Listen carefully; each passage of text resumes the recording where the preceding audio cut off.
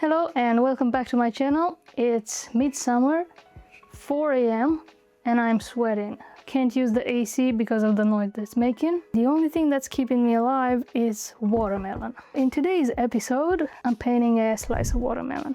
Even though I love painting, I have to give myself a little challenge every time I do so because my brain needs some dopamine to function.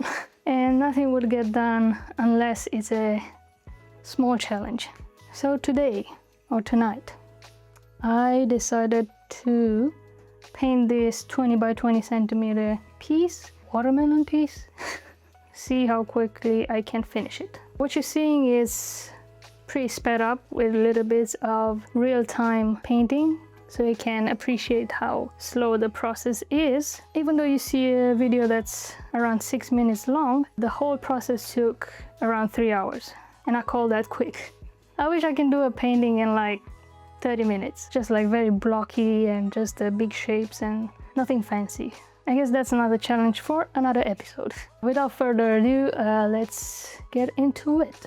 First things first, I need to do the underpainting. This time I'm doing only one layer of this orangey color. Then after I cover everything, I am gonna wipe it off and leave just a subtle hint of that orange, very even surface. Please, famous energy drink, just sponsor me. I promise I'll get better at painting. Normally I would use a darker shade of that orange to block in the darker areas, so then it's easier to paint the whole painting. I'm starting actually with the shadows on the surface, then with the green bits of the watermelon. Afterwards you'll see me going to the pulp, which is this very bright red orangey shade.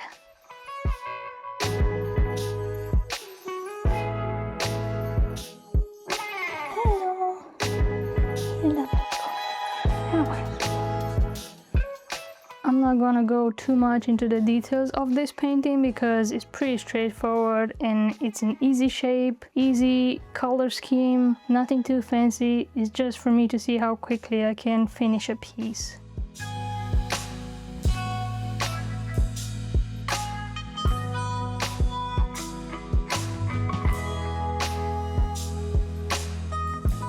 I should listen to my own advice, do the darkest bits first and then go towards the lightest, but as you can see here, I did it the other way around. I wish I didn't, but in the end it worked out. So it is possible, but it's pretty frustrating when colors are just mixing on the canvas in the way that you don't want them to.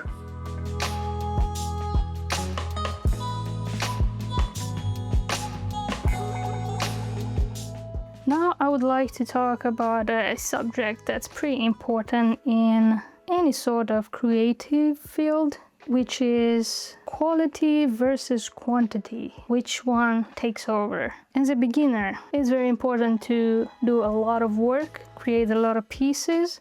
They won't be good, they will rarely be great, being that you're just starting. So quantity is very important for you to learn techniques, for you to get used to mediums, brushes. Don't get discouraged. The more you do it, the better you get. As they say, you need 10,000 hours to be a pro at something, so just do it.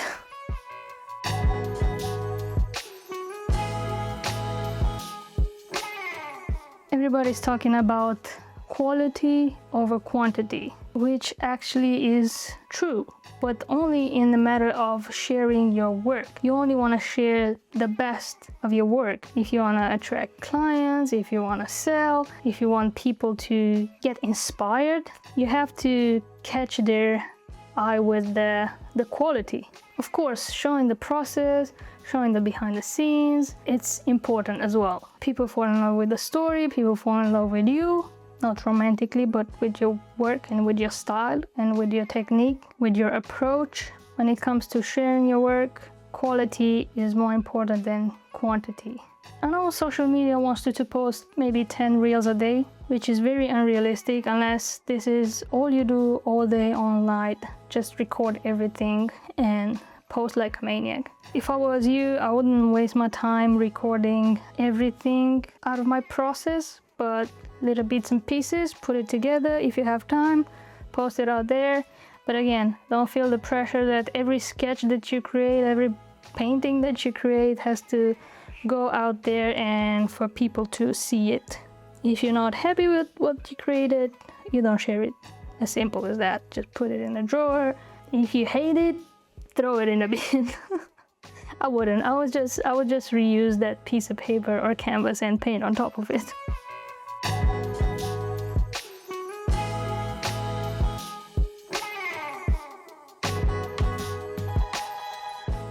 Look who joined me.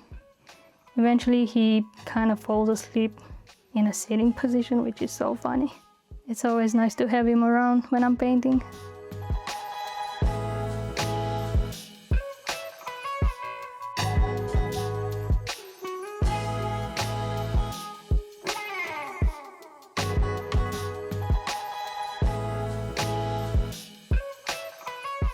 In the end, whole idea is quantity is important for you to evolve. Quality is important for you to get noticed. Both of them have the same importance in your journey.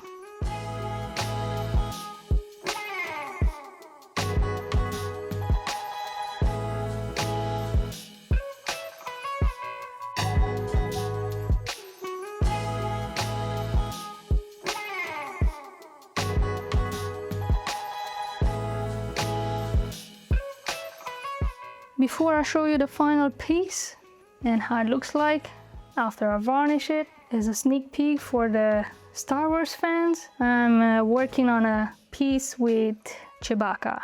Maybe not the next, but in 2 episodes I'll post the full video on that painting. That one is taking me longer than I expected and I couldn't finish it in one sitting, which I prefer. This time it took me probably 4 or 5 sessions. So here you can see how I started it. I'll keep you updated on it, but eventually I will post a video with the full process on my YouTube channel. This is the final result.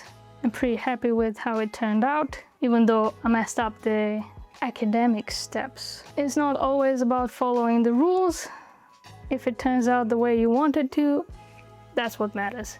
Thank you so much for watching and I'll see you next time. Ciao. Alright, without further ado, this is not easy. I feel like I need a script in front of me or something, like a teleprompter, you know, the way they do it on TV. Can't use the AC because of the noise that you would hear here. You would hear here. Keeping me alive. I don't know what's happening. I know what's happening.